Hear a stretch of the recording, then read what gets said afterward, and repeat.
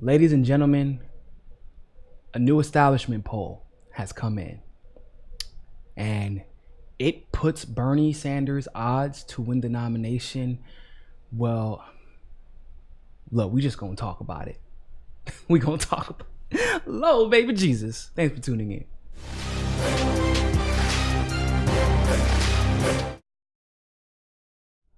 Now, we've been getting a lot of frustrating news since the Iowa caucuses have kicked off. We've been dealing with a lot of, let's call it what it is, rigging. We've been dealing with the lying from Pete Buttigieg. Even before the Iowa caucuses, we've been dealing with smears after attacks, after attempts to delegitimize, after fake poll, after fake poll, after fake poll, after fake poll, after another smear, after another attack. And it's been a little frustrating. Been a little frustrating to say the least. But today, ladies and gentlemen, I got some good news for you. I got some great news for you, actually. So, FiveThirtyEight just released a poll on the odds of winning the Democratic nomination.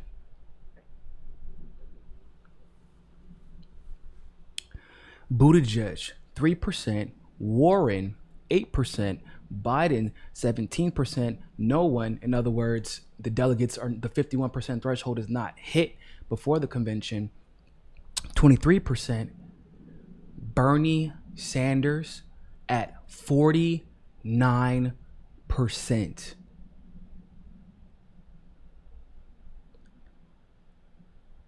Oh, okay. So let me say it again. I don't think a lot of y'all know what that means. An establishment poll has Bernie Sanders at a 49% likelihood of winning the Democratic primary.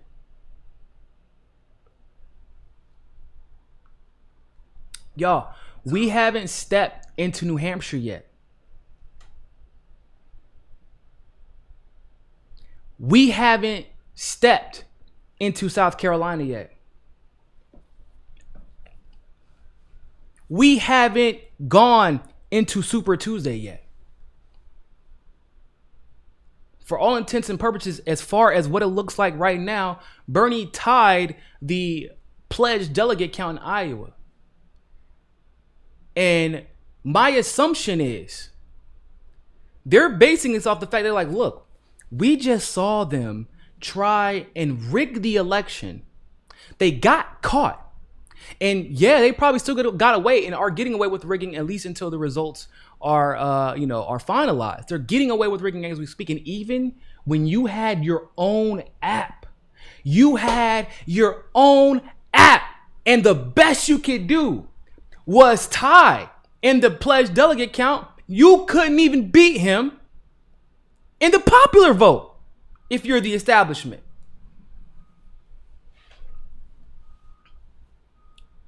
$49, bro. 49%. That is insane. That is like y'all gotta. I'm a 2015 progressive Bernie Sanders vet. Okay, I'm used to seeing 2%. Back in the day, we used to get excited about 15%, people. This shit says Bernie has a 49% chance of winning. We might do it. We might get a progressive in office. We might be setting up for 16 years of progressivism right now. It might be happening right now. What are you doing to see this through? Because what I see when I see 49% is, oh, so we got to get 70% because we need to step on their necks. We need to break the neck of the establishment. We need to exorcise them from existence and make sure that they know there is no way that they will ever be running shit again. At least not on the left. Right? If you were looking for some hope, if you were looking for something, anything to tell you, look, I know you're getting tired, but this is it. This is the last stand. Just get into the fight one last time. Because there's a lot of people out there, listen, I'm only 31 years old. There are a lot of people out there that have been fighting much, much longer than me. And I know that they are tired.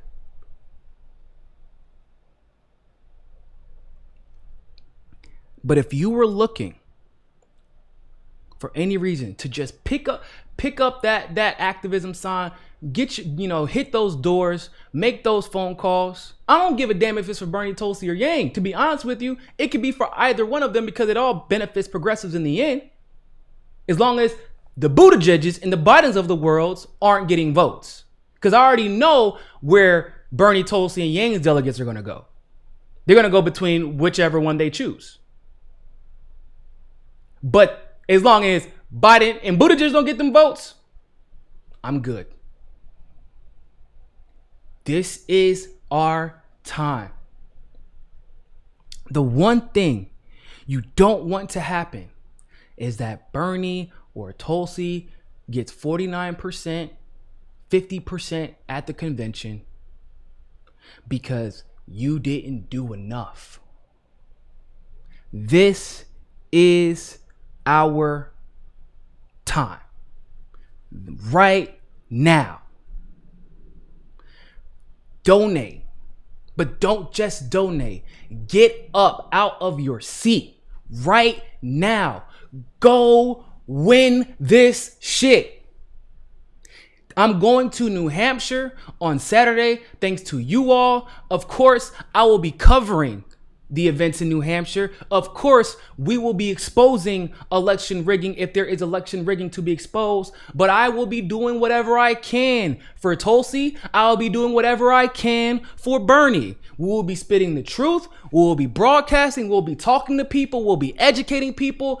That is how our network will contribute.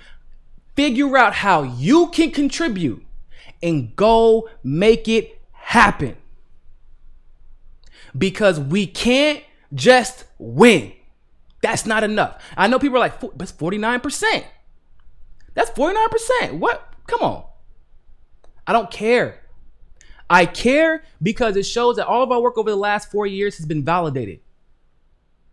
But 49% is not what we need. We need 70%. We need 75%. We need 80%.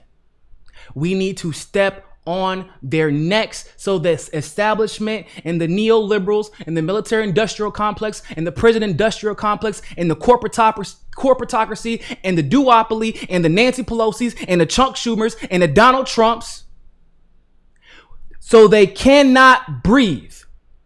We give them no quarter. We give them no air. They are not coming back. That is the message that we have a chance to send right now. 49% should serve as motivation. Not serve as a tool of complicity. No, don't be like, oh, we're good then. Bernie got this. You know why Bernie got this? Because a bunch of people said, hey, we're going to go to these caucuses and we're going to record these results. We're going to get up off our ass and we're going to get these results. Because we know they're not going to do it for us. And guess what we got to do in New Hampshire? We got to go do the same thing in New Hampshire. Guess what we got to do in South Carolina? The same thing in South Carolina. You know damn well we got to do it in Nevada. It's Las Vegas. You know they going to cheat. How the House always win.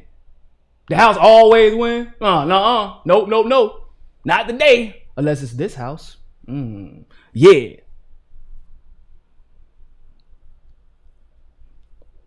Listen. It's not over. Not by a long shot. Because here's what we have to focus on next. We have the New Hampshire primary election, open primary state.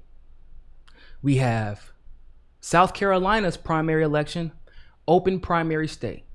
Bernie will finish top 2 for sure in New Hampshire. He will probably win South Carolina. The reason I'm unsure about New Hampshire is because the information I'm getting from the field on the ground is that Tulsi actually might come from behind victory in New Hampshire, based off of their donations, the crowd sizes at their town halls. Like they're saying, New Hampshire media has been covering her nonstop. So, and because they haven't accounted for conservatives in any of the polls, you might have to jump up Tulsi's odds from 6 or 7% to 14 or 15%. So she's about right there with Bernie. So, but we need them to finish top 2 there. Then we have South Carolina. We don't just need Bernie to win South Carolina. We once again need to make sure that Buttigieg and Biden do not win South Carolina. And the only way we can do that is to make sure that we are not excluding allies. Okay? And also, we need to get up and go get some work done. Obviously, people can't make it in every part of the country. I'm not naive to that. But in your capacity, educate people. Let people know how to vote, right? That is something small that you can do. I know a lot of people that go around social media providing information to people. That is actually a very significant way to help people. People don't even realize how much that helps. Explaining how these processes go helps tremendously. But we need to come out with victories in New Hampshire, South Carolina, and Nevada. Nevada's going to be a little bit more difficult, but I think we can pull it off. Because if we come out with all those victories, once again, it isn't going to be Tulsi that's gone. It isn't going to be Yang that's gone even. Remember how I said the one thing we don't want to do is allow the establishment to put Bernie Sanders on an island by excoriating our progressive allies and then them being forced to drop out because of that. Remember that would be the worst thing that could happen.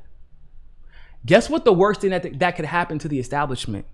Putting Buttigieg on an island with Bernie Sanders, Tulsi Gabbard, and Andrew Yang. Could you imagine in your wildest dreams a fucking progressive onslaught on the debate stage as Tulsi, Bernie, and Yang are talking policy, as Tulsi is hitting him from the left on foreign policy, Bernie smacking him from the left on domestic policy. Yang is calling him out as being just another one of these politicians out here to benefit themselves without offering any benefit for the people.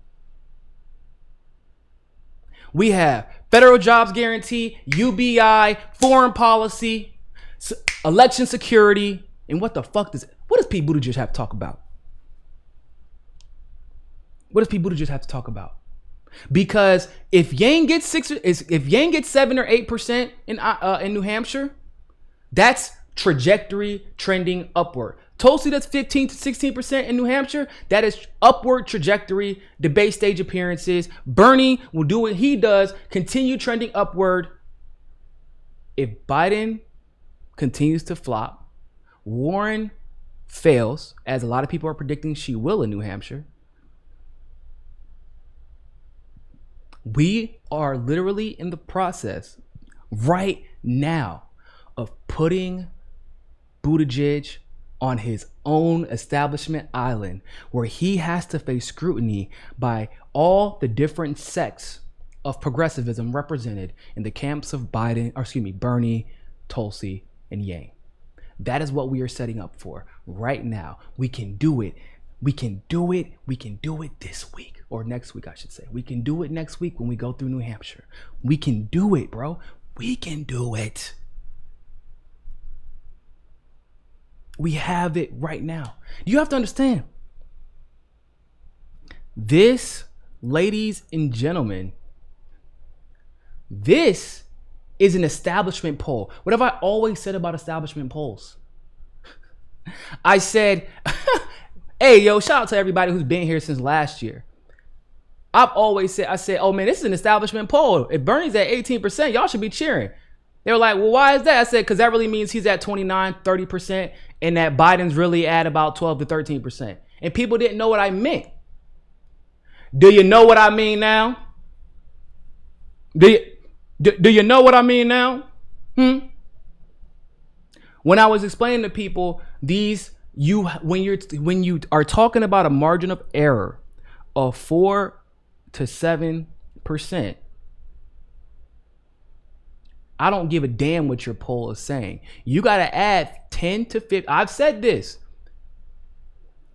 You got to add 10 to 15 points to anything Bernie when it comes to an establishment poll. Anything. And it's just, there's a lot of facts based off of the raw numbers. I even said with Tulsi, they were trying to claim for a very long time that she wasn't successful in New Hampshire, that she was only at 3%, 3%, 4%, 5%. Then her internal numbers started coming back.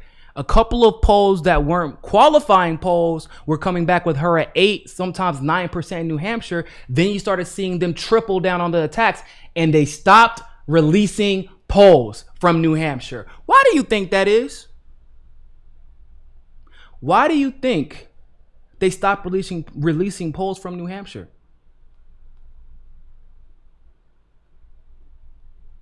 Why do you think that is? It is partially because Bernie is doing well, but they're kind of used to Bernie doing well at this point.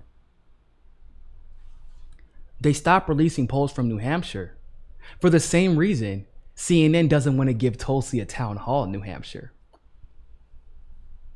Because they're about to get beat. And they know it. They know it. When we give a poll analysis here, I'm going to keep it real with you. I'm not going to tell you what you want to hear if you're a Bernie supporter, a Tulsi supporter, or a Yang supporter. I'm going to keep it a band with you. And I'm telling you, just like I've been saying, why do you think they haven't polled New York yet? Why do you think they have not been polling New York? You think they want a poll that comes out and says that Bernie is at 38% in New York? Do you think they really want that? Or even worse, do you think they want a poll that comes out and says Tulsi is doing better in New York than they originally expected, or that Yang is at 7 or 8% in New York? Because last time I checked, Tulsi and Yang are number 1 and number 2 in Asian donations, which means probably number 1 and number 2 in the Asian electorate. If you've ever been to Queens, if you've ever been to, well, almost anywhere in New York, a lot of Asians, and very specifically Southeast Asians, that are all registered Democrat. So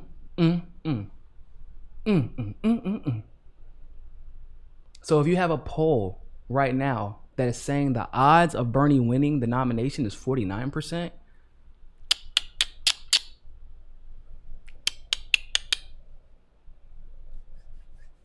you got to turn that up a little bit, boys. Try 60, 65.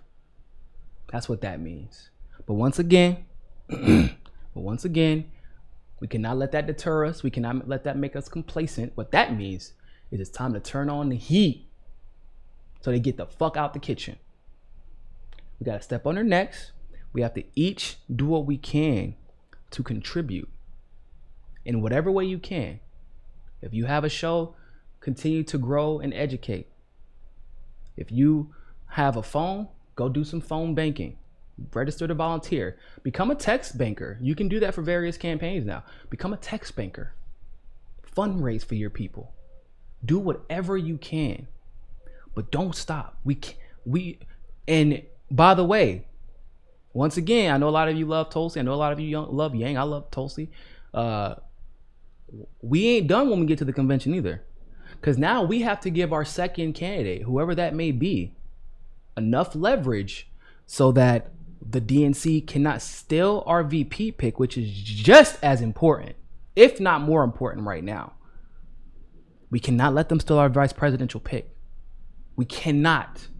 People, do not underestimate this. I'm being serious. Do not underestimate the value of this VP. There is a reason that they said, okay, we want to allow superdelegates to pick the president on the first ballot, but we will allow them to pick the vice president. We cannot allow this. Cannot. We have to give our president, whoever the nominee is for the progressives, so much leverage that the DNC can kiss ass and kick rocks. We are picking our vice president, not you. And we can only do that if we allow progressives to get as far as they possibly can, on the way to the convention. All right.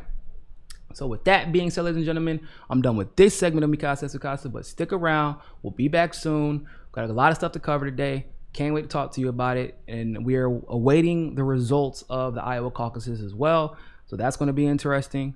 I think I saw a super chat before I go. Did Bernie lawyer up to challenge the Iowa's results?